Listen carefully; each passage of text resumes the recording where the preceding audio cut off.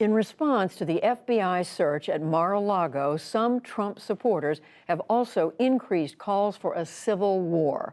Laura Barone Lopez takes a deeper look at threats of political violence by elements of the far right.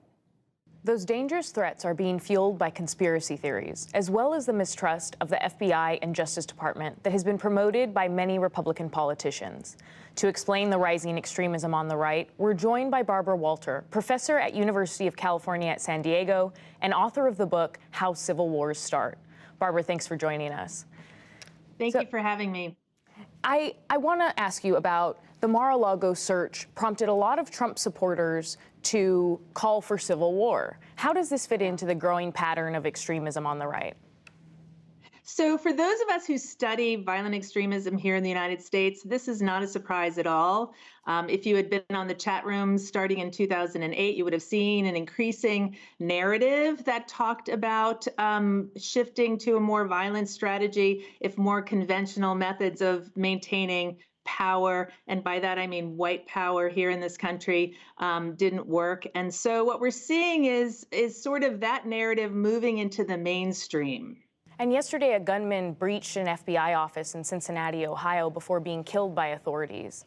Reports said that he appeared to be at the January 6th insurrection, and he had also previously said he wanted to attack the FBI. When you see these incidents connected to violent rhetoric, what does that say to you?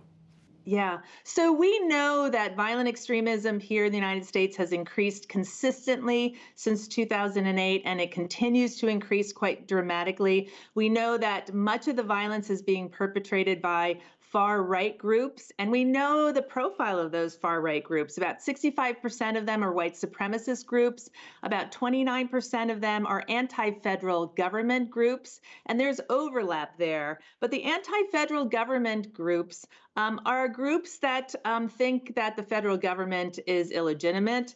If they see it as legitimate, that it has too much power. And the reason they don't want the federal government to have too much power is that federal law overrides state law. And so what we're seeing is an increase in attacks on law enforcement agents and on federal government employees. And so, of course, the gunman in Cincinnati was targeting the FBI, and that's no coincidence. And I'll say one more thing, that there is a book called The Turner Diaries, and it's considered the Bible of the far right. The Turner Diaries outlines exactly how you would persecute, how you would conduct a civil war against the U.S. government. And the very first thing it says that you should do is to attack the FBI.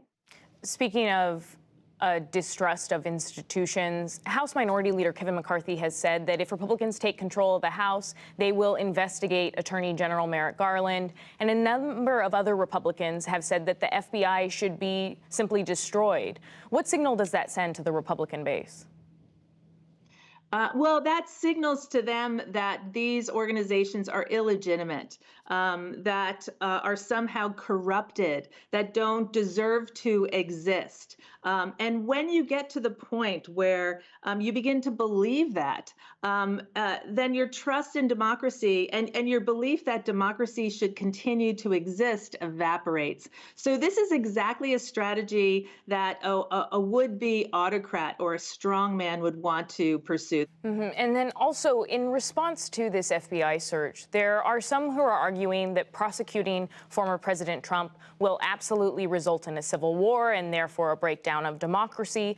But would impunity for Trump embolden the same forces calling for that civil war? Well, first of all, I don't believe that prosecuting President Trump is going to be a trigger for civil war, and that's because we know what the triggers of civil war are. And the triggers tend to be things that bring a loss of hope to the base of supporters. And a loss of hope usually comes from a series of losses at elections. So if a group that thinks it deserves to be in power loses one election, then loses a second election, then loses a third election, they begin to lose hope that they will ever come to power again. That's when you tend to see a shift towards violence. So former President Trump is no longer in power. There's going to be an election in 2024. A Republican candidate is going to run for power. And if that Republican wins that election, there's going to be a resurgence of hope amongst the base. And we're going to see less risk of civil war rather than more. And then very quickly, Barbara, you served on a CIA-led task force that studied political instability and violence. That task force was not able to study the U.S. Should the U.S. be studied under a similar task force, and how would that be done?